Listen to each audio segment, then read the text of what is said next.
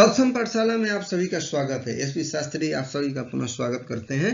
मैंने पहले बताया था अनुवाद के नियम के बाद मैं चित्र आधारित और अनुच्छेद लेखन लेकर के आऊँगा, और आज मैं आपके समक्ष वही विषय लेकर के उपस्थित हुआ हूँ। आप ध्यान देंगे और ध्यान से मेरे साथ एकदम जुड़ जाइए। चलिए, चित्राधारित में देखिए, सरल वाक्य आपको बनाना है और जो शब्द दिए रहते हैं और चित्र को देख करके आपको ध्यान देना है, अनुमान लगाना है क्या चीज का चित्र है। ऐसे शब्द भी इंगित रहता है कि हाँ, ये इस विषय पर यह चित्र आधारित है। अब मान लीजिए पहला लाइन जो है आपको चुनना है, तो पहला लाइन एकदम याद कर लीजिए कि यह चित्र विद्यालय का है, यह चित्र नगर का है, यह स्कूल का चित्र है, यह एक नौका का चित्र है। माने कुछ भी हो, पहला लाइन ये होना चाहिए। अब यह जो देख रहे हैं आप, इसमें देखिए शब्द क्या दिया है। पर्वतीय स्थलम, गृहम, जना, वृक्षा, एकम, नौका, समीपम, पर्वता, चलंती, सरोवर। तो आपको यह स्पष्ट हो रहा है कि यह चित्र जो है पर्वतीय स्थल का है। तो पहला हमने लाइन दे दिया, यह चित्र पर्वतीय स्थल का है। क्या सोचना है? पहला लाइन आपको यही ध्यान देना है कि यही देना है, जिस चीज का भी चित्र हो। तो एतत् चित्रम, चित्र नपुंसक लिंग है, इसलिए यह का एतत् होगा। ध्यान रखिए, यह का नपुंसक लिंग में दो संस्कृत होता है, एतत् और इदम। तो यहां हमने एतत् सुंदरता के लिए दिया है, अच्छा लग रहा है। एतत् चित्रम पर्वतीय स्थलस्य अस्ति। ठीक है, एकदम इस तरह का ही पहला वाक्य देना है, जो भी आप चित्र में देना चाह रहे हैं।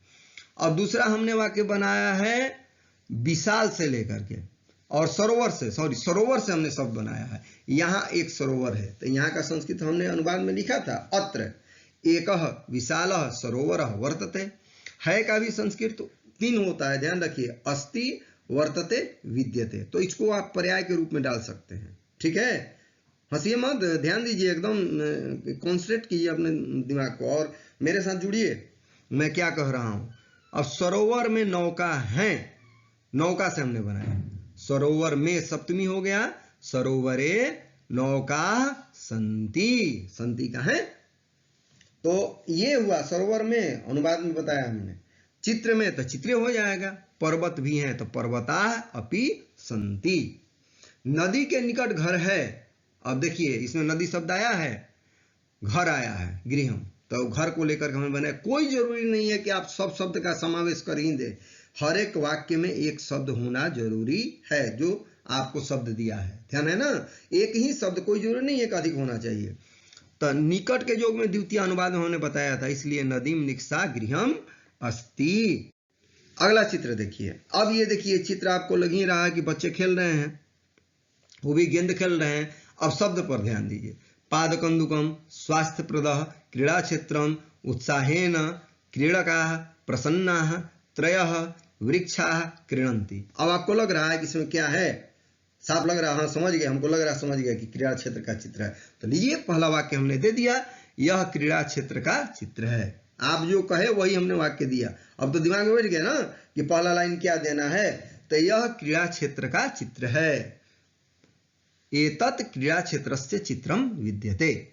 3 खिलाड़ी गेंद खेलते हैं, तो खिलाड़ी का संस्कृत दिया है क्रीडकाः, और त्रयः भी दिया है, तो त्रयः क्रीडकाः पादकंदुकम क्रीडन्ति। अब इससे सरल क्या हो सकता है? हाँ, समझ रहे हैं, हमको लग रहा है समझ रहे हैं। बहुत बढ़िया, इसी तरह आगे बढ़ना है। आपको ध्यान कहीं नहीं देना है। आप एकदम लक्ष्य को प्राप्त कीजिए। विवेकानंद जी ने कहा है, उठो जागो और तब तक मत रुको जब तक लक्ष्य तुम्हें प्राप्त नहीं हो जाता है। 99% नंबर लाना है, ध्यान रखिए। परेशानी हो मुझसे बोलिए। आगे देखिए, वे सभी बहुत प्रसन्न है। तो प्रसन्न से हमने वाक्य बनाया, ते अति प्रसन्ना संति। है का संति, अस्ति अस्थ संति वाला रूप में आपको ये नियम बताए हैं। गेंद खेलना स्वास्थ्यप्रद होता है, स्वास्थ्यप्रद से वाक्य हमने बना दिया। कंदुक माने गेंद, खेलनम यानी खेलना, कंदुक खेलनम स्वास्थ्यप्रदः भवति। बहुत सरल है। अब देखिए एक और सरल वाक्य, चित्र में वृक्ष भी हैं। तो जो भी चित्र में ऐसा होगा ना, तो एक वाक्य इस तरह का बना सकते हैं। चित्र में पक्षी हैं, चित्र में पर्वत है, चित्र में सूर्य है, तो कोई भी एक छोटा वाक्य बना सकते हैं। तो यहाँ देखिए, चित्र में वृक्ष भी हैं, चित्रे वृक्षाः अपि सन्ति। ठीक है, अब एक देखिए वाक्य, एक प्रश्न जो आता है आपको, वह अनुच्छेद लेखन जिसको कहते हैं आता है। 5 या 10 शब्द देगा, 10, 11, 12 अधिक भी देता है, और विषय दे देता है, और उस विषय पर उस शब्द को लेकर के 5 वाक्य बनाना है। हमने देखिए जो दिया है उस पर ध्यान दीजिए। वृक्षाणाम महत्वम विषय इति विषय प्रदत्त शब्दानाम सहायतया 5 वाक्यानि रचयत।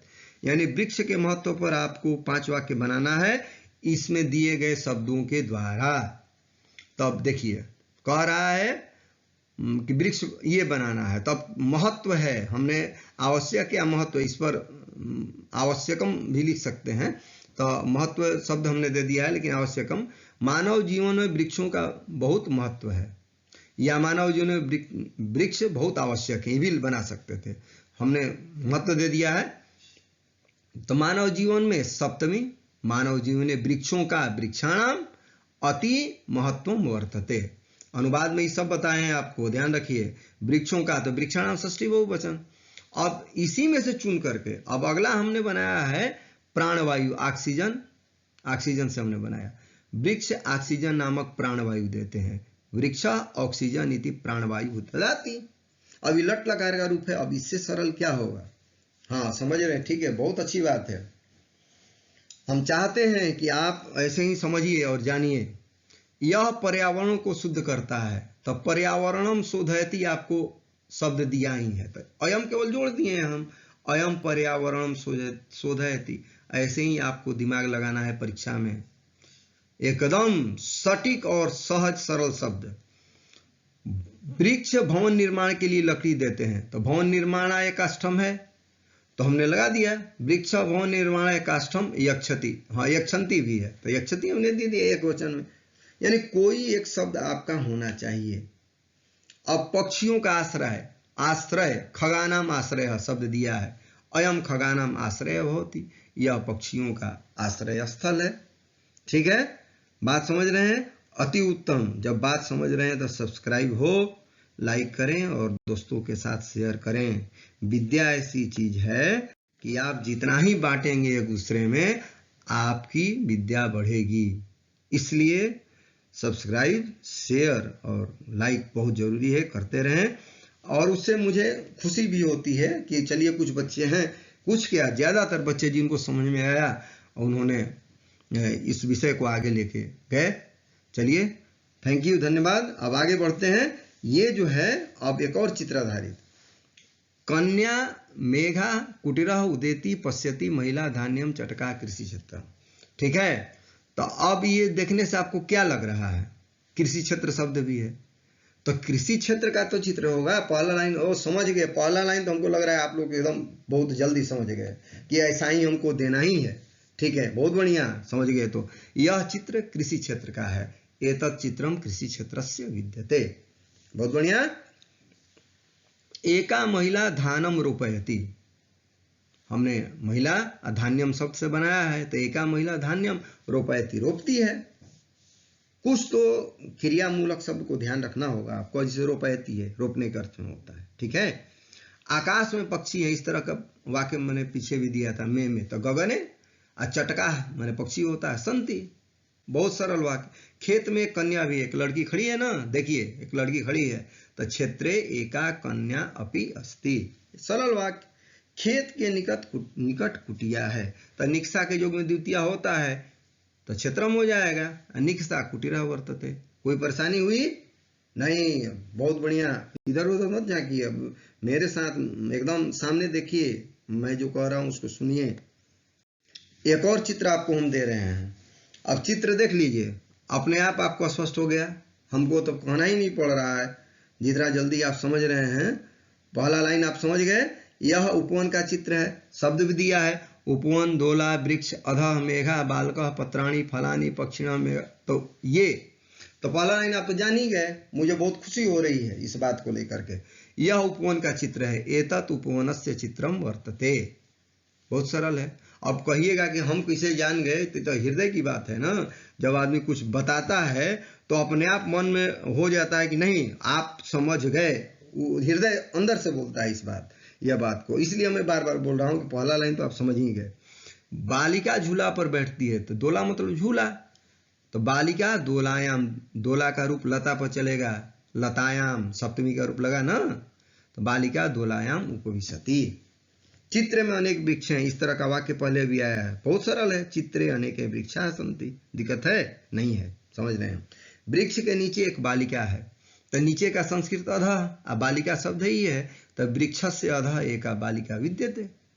कोई दिक्कत एकदम नहीं। चलिए, वृक्ष में पत्ते और फल हैं, तो वृक्षे पत्राणि फलानि च सन्ति, खड़ी पही लगरा छूट गया है ना। तो ये इस तरह से सरल वाक्य ध्यान में रखिए, और नहीं तो हमसे डिस्कशन कीजिए, अपने मित्रों के साथ डिस्कशन कीजिए, बात कीजिए।